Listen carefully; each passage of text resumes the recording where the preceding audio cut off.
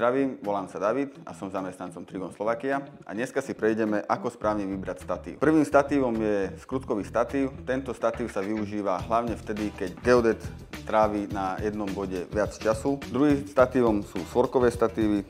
Geodet preferuje tento typ statívu vtedy, keď potrebuje rýchlo zmerať, má rýchle prestoje, na bode strávi 15 až 20 minút. Nakoľko rýchlopáčky majú tú výhodu, páčky sa nachádzajú vyššie a bližšie k totálnej stanici. Ja osobne preferujem skrutkový statív, nakoľko je tam stále istota, že nohy sú zatiahnuté, pričom pri svorkových je problém, že sa počas môže uvoľniť a tým pádom dojde k vychýleniu totálnej stanici alebo stanoviska.